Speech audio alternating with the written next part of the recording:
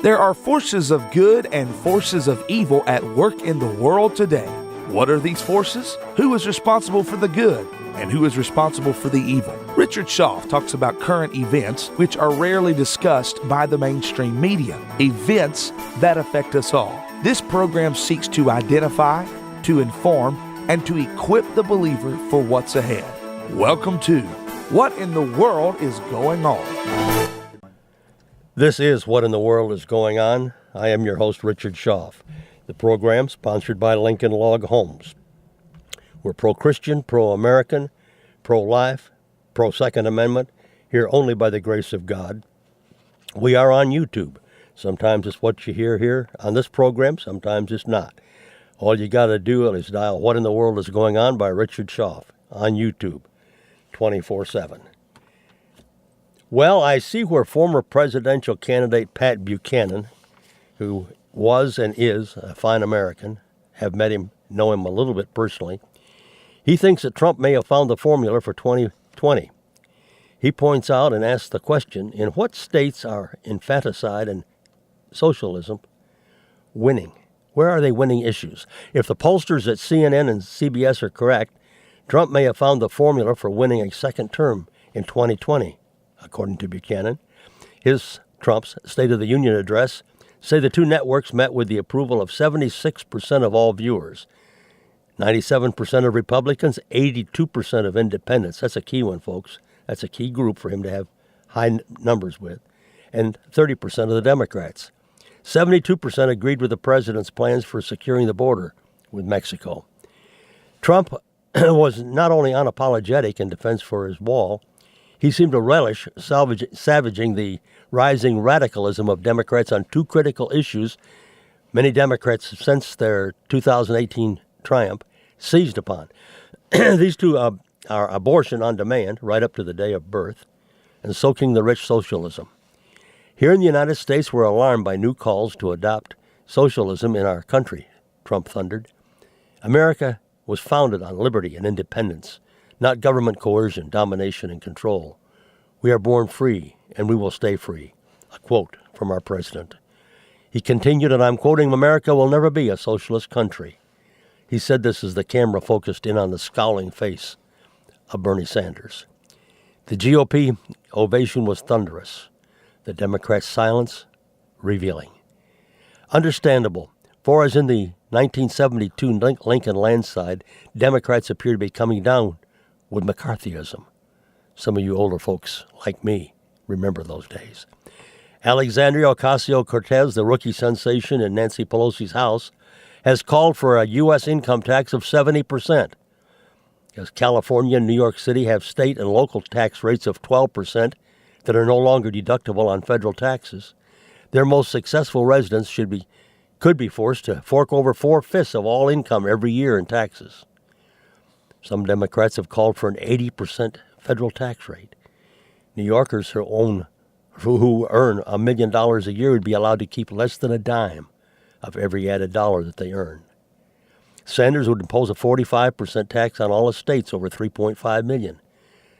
That raised to 77% on estates worth $1 billion. Senator Elizabeth Warren has proposed a wealth tax to scoop off 2% of all the wealth of folks whose net worth reaches $50 million and 3% of all the wealth of every billionaire every year. To ex-Mayor Mike Bloomberg, a potential rival in the presidential race whose New York is witnessing an exodus of its wealthy to Sunbelt states, Warren's ideas represent a gospel of greed stupidity. Says Bloomberg, and I quote, "If you want to look at a system that is not capitalistic, just take a look at what was perhaps the wealthiest country in the world, and today people are literally starving to death there. That country, it's nearby, folks, Venezuela." Democrats have also embraced the cause of Medicare for all. Ask how private healthcare companies that now insure 177 million people would fare under her healthcare system. Senator Kamala Harris was dismissive. She said, and I quote, "Let's eliminate all of that. Let's just move on," end quote. Trump also received in-your-face defiance to feminists who seek to guarantee unrestricted access to abortion on demand.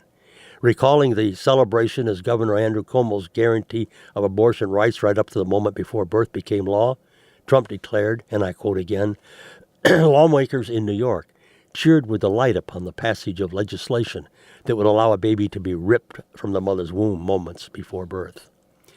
These are living, feeling, beautiful babies who will never get a chance to share their love and dreams of this world. The latter statement, not his quote. And then we had the case of the governor of Virginia, where he stated he would execute a baby after birth. To defend the dignity of every person, we must ask the Congress to pass legislation to prohibit the late-term abortion of children who can feel pain in the mother's womb. Let's us, folks, you and me, let's work together to build a culture that cherishes innocent life. Are Democrats losing their mind?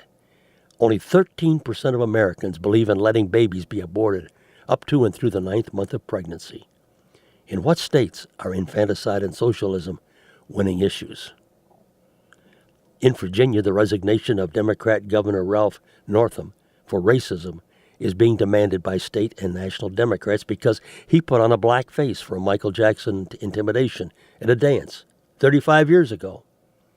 Democrat Lieutenant Governor Justin Fairfax, whose ancestors were slaves on the Revolutionary War plantation of Lord Fairfax in Virginia, has been accused of sexually assaulting a young woman at a Democrat convention in 2004. And second one has come forth since then. The next in line to succeed the governor, the attorney general, also a Democrat, has just admitted to wearing a blackface when he was in school. And Senator Warren says the Washington Post listed American Indian as her race on a State Bar of Texas registration card back in 1986. Well, they have a picture of it. She signed the card. She wrote in American Indian. Yet, according to her DNA and the Cherokee's chief, she ain't one. You know, folks, as I've said many times on this program, somebody up there likes Donald Trump. Let me comment a bit on Virginia Governor Ralph Northam. Did you pick up where the blackface exposure came from? That picture, allegedly, that brought him or bringing him down as governor? Who mentioned it? Who first exposed it? Don't have all the details, but I do hear that the one who was supposed that exposed him was opposed to the governor's infant murdering pro-abortion stand. That's right. It was some anti-abortion nut that exposed the governor on the blackface cause that's now about to bring down the governorship. Remember, folks, me calling on you personally to get involved on this abortion issue? Well, here is where some right-wing nut, like I am, and I hope you are, once did what God called him to do. That's someone to fully expose a sitting governor. This became a battleground state, and it will be a battleground state in the coming 2020 presidential race. This state, borderline between Republican and Democrat, will become up for grabs again, and this could be a swing state in the election, the re-election of our president. Note, 2020 implications, swing state, national election, all brought about by somebody opposed to abortion getting involved and exposing this governor, not just for his position on abortion, but the racial issue. And that caught hold and may very well bring the governor down. By the way, I see where 47.8 million people watched Trump's State of the Union address. The Nielsen Company said the speech, which was delayed by the government shutdown, topped last year's attendance of 45.6. That's right. This year is an increase over what it was last year. This year, 46.8 million watched. The Trump-friendly Fox News channel dominated the coverage with 11.1 million people watching the speech on that network. NBC was second with 7.1 million, CBS had 6.7. ABC had 5.9, MSNBC 3.8, and CNN trailed with 3.4 million. Nearly 4 million Fox viewers didn't stick around for Stacey Abrams' Democrat response, but the network's audience was still larger than all the others. And folks, I got to add this in here. I see where sometime after that, it was pointed out that if we'd have had Fox News to bring us fair and balanced news coverage back when President Nixon was president, that his supporters may well have prevailed. They may not have gotten, the liberals may not have forced him out if we'd have had a Fox News. It was of interest to me. I was a staunch Nixon supporter back in that day. In his State of the Union message, Trump gets the Dems to applause. And he said, they really liked this one, when he said, "No one has benefited more from our thriving economy than women. We also have more women serving in Congress than ever before," noted our president. I've got a transcript here. I'm just going to give you a small part of it. Trump says a country simply puts walls work, and walls saves lives. There was some applause from the Republicans. Then Trump goes on to say, "So let's work together, compromise, and reach a deal that'll truly make America safe. As we work to defend our people's safety, we must also ensure our economic resurgence continues at a rapid pace. No one has benefited more from our thriving economy than women, who filled 58% of the newly created jobs last year." Once again, applause. A lot of it this time. Some from Democrats. Trump comes back on and says, "You weren't supposed to do that. I really didn't expect it, but thank you very much. Thank you very much. All Americans can be proud that we have more women in the workforce than ever before." More applause. And Trump notes, "Don't sit down yet. You're going to like this one. In exactly 1 century after Congress passed the constitutional amendment giving women the right to vote, we also have more women serving in Congress than at any time before." And boy, then the applause came from all over the place, chanting USA. Trump said, "That's great." Kind of cute, isn't it? I got a few opinions I want to put in here. Had to put them someplace. I think it's a good opinion from others. Some quotes. "It's kind of amazing that the people who love crowing about the right side of history seem to think that history is going to look kindly upon infanticide." A quote from Peter J. Hasson. And for the record, how will the abortion lobby and its media allies deal with the shocking candor of Virginia Delegate Tran and Governor Northam? By denying that they meant what they said? By telling people not to believe what they heard with their own ears and saw with their own eyes on the videos? It won't work, folks. It won't work. A quote from Robert P. George.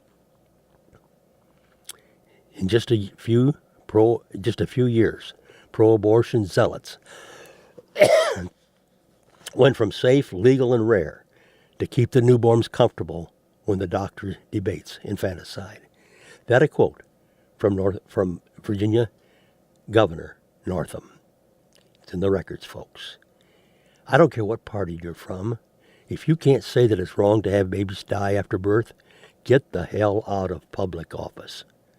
A quote from Republican Senator Ben Sasse.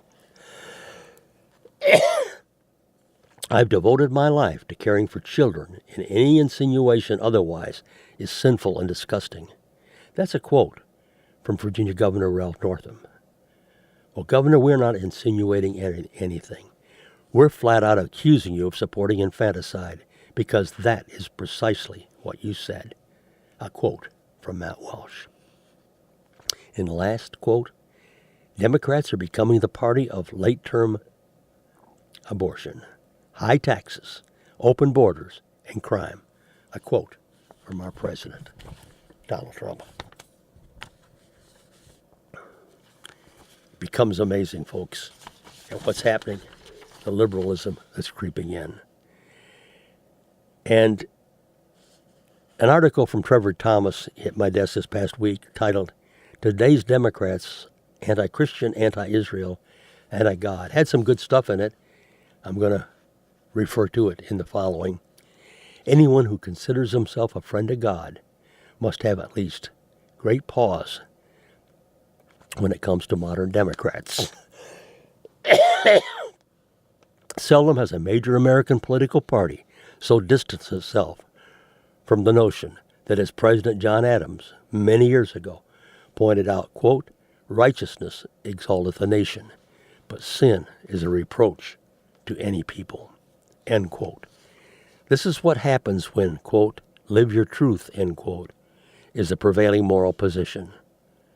No one ought to be surprised that politicians who support the right to kill children in the womb, who champion the legal redefinition of marriage, and who now pretend we're no longer going to rely on science or common sense or even simply our eyes to tell us who is male and who's female, would display such animus against people whose faith tells them such positions are immoral, and who live according to the notion that there is such a thing as absolute truth.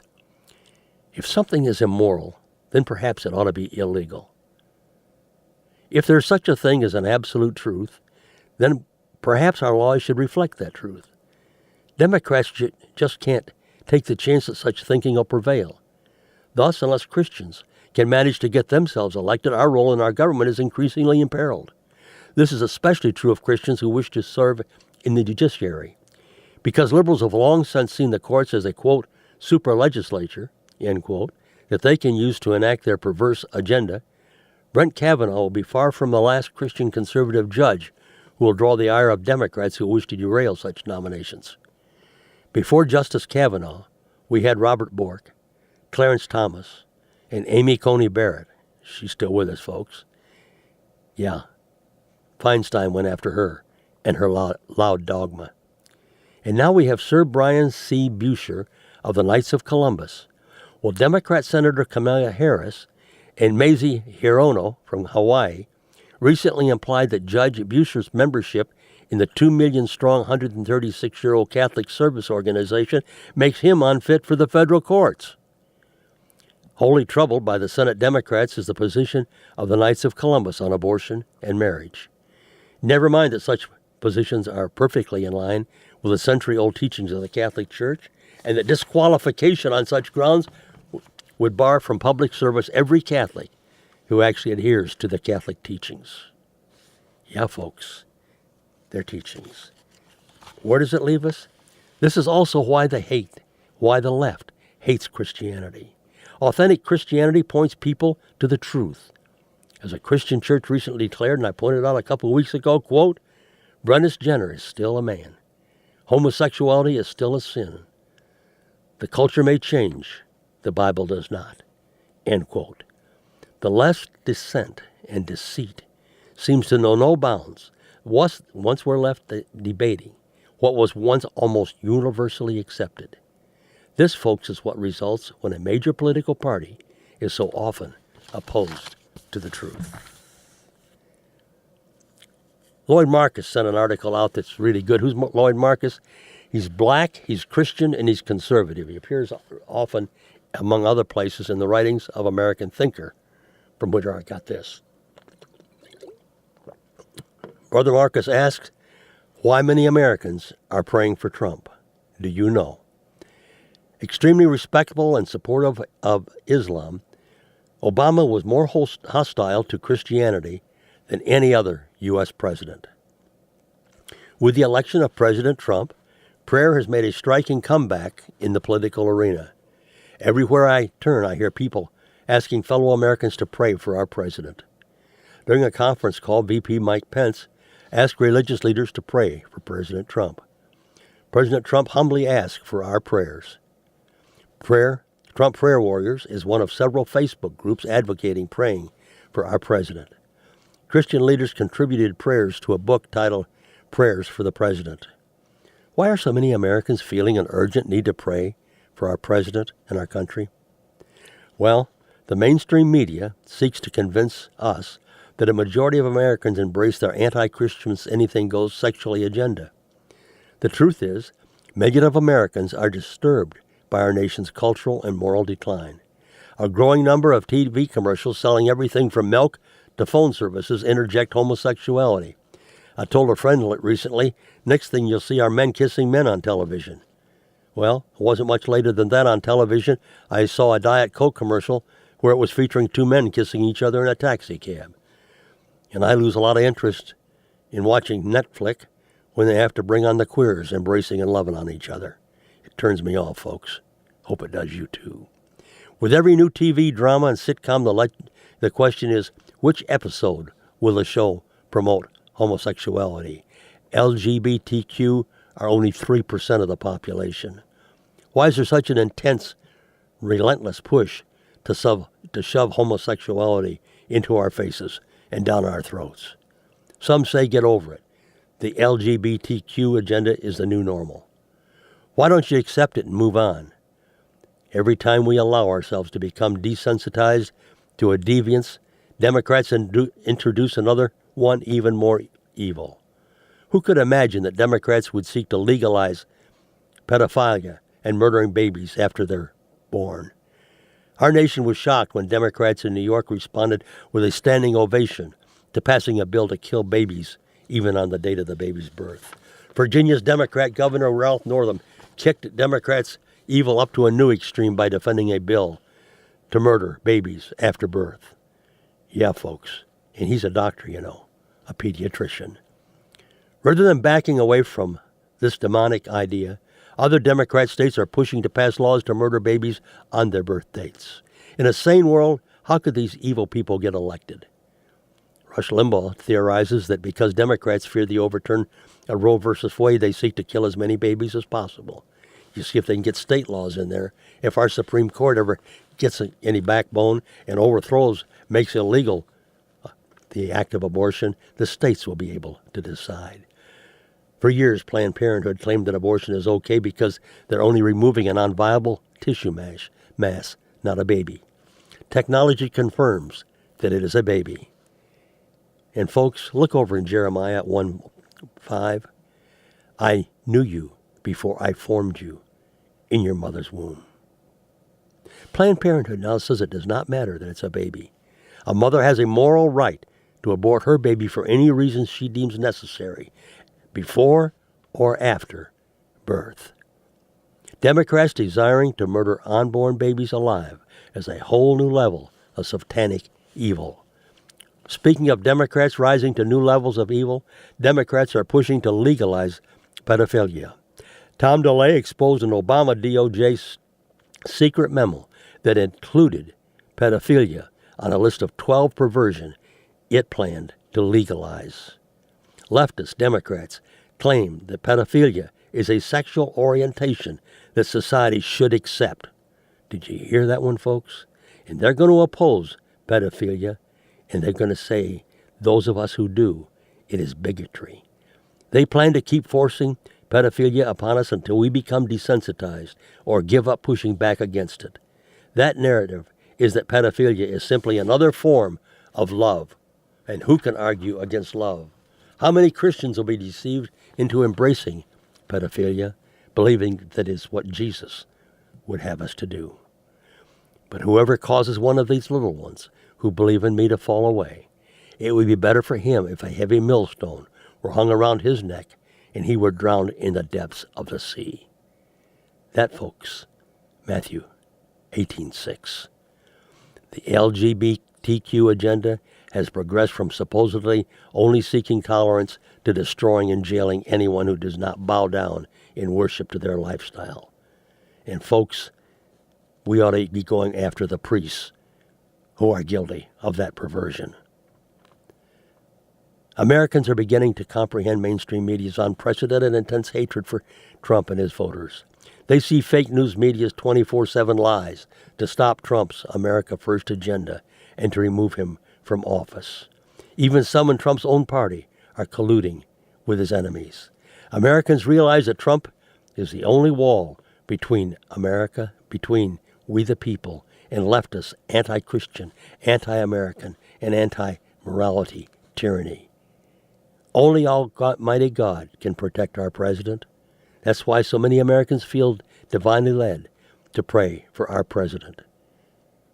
And I inject here, as I do in nearly every weekly broadcast, please keep our president in your prayers. And this, coming up from an article from Tim Wildman, he's president of America Family Associates. He sent out a bulletin. I made a comment on this weekly television or weekly radio program recently that Christians should be very thankful that Donald Trump was elected president of the United States and not Hillary Clinton.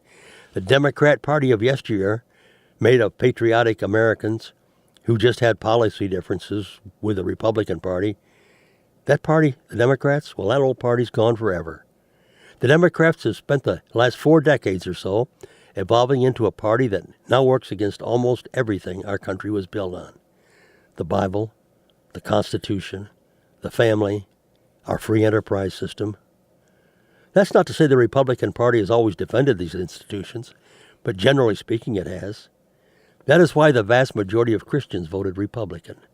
Before 1980, Christians voted for both Republicans and Democrats. President Trump, while running in the GOP primary, reached out to the Christian community to try and better understand who we were and what we wanted to see in a presidential candidate. I know that for a fact, initially I was skeptical of his sincerity. Some would say it was a political move since he knew he couldn't win the GOP nomination if he didn't have a significant percentage of the evangelical vote. And I've told you before on this program, folks, back in the primaries here in North Carolina, I didn't vote for him. I voted for Ted Cruz. When Trump got the nomination, I assured you I could support him. You see, perhaps it was a calculated move on Trump's part, but so what? Republicans and Democrats both pander to groups all the time, but today Christians alone are not a large enough voting group to elect a presidential candidate by themselves. But Trump wanted to be our friend, and he stood for a lot of the same things we stood for. Remember that? Right, he did, didn't he? Yeah, Trump was and is a flawed man. He's got a playboy reputation, and he had no real Christian testimony, other than speaking fondly of his mother taking him to a Presbyterian church when he was young. But still, he was not embarrassed to be seen with or stand with, quote, the evangelicals, as he called us. Some thought that Mr. Trump didn't know enough to understand that we conservative Christians are considered unclean by the elites. Serious presidential candidates are not supposed to be seen in public with us. In hindsight, it was probably a blessing that Mr. Trump didn't get that, and it was also a blessing that if he did, he didn't care. He was going to do what he believed, and who he was going to listen to, and when they wanted to listen, they could join him. One of the reasons President Trump has been taking unrelenting incoming fire from the liberal elites, even before he was sworn in as president, is precisely because he's not ashamed of the Bible, the Constitution, the family, and the free enterprise system. You know, I thought it was an old school patriot who saw what the progressives and the globalists were doing to our country and wanted to stop it. And in the end, it was Trump or Clinton who would take over the most powerful office in the free world. Did I want somebody to be our friend? Did I want someone who liked us, who would stand with us, or someone who considered us to be deplorable and who represented a political party bent on the destruction of our country as we have known it and the criminalization of Christianity? There was no third option, folks. I've been in this cultural war practically every day since back in the early 80s. The political progressives in this country are secular humanists. They've taken over one of the 2 major political parties in America. They have open disdain, in some cases hatred, for the God of the Bible, his morals, his values, and his people. This is becoming more apparent all the time. The path that they're going down will lead to the persecution of Christians, even physical persecution. Does President Trump always exhibit the fruits of the Spirit? No. Are there tweets he sends out from time to time that I wish he would not send out? You bet there is. There sure is. But remember this. This man is fighting these same people who want to destroy our country, who want to ruin our lives unless we bow the knee to Baal. And they're vicious, and they are ruthless, and they're the God-haters. They're after President Trump because in many respects, politically speaking, to them, he represents us. Once again, in closing, I stress again, folks, our need to pray for President Trump every day as he stands for America. The times are critical. It's not an easy fight. We will be criticized. We'll lose some battles. But in faith, let's look up to him, the author and finisher of our work, and let's encourage him. Let's pray faithfully to our God that the president that we have by the grace of God, will be protected by divine powers, by our prayers, by His strength and His angels, that our republic can be preserved. Goodbye until next week.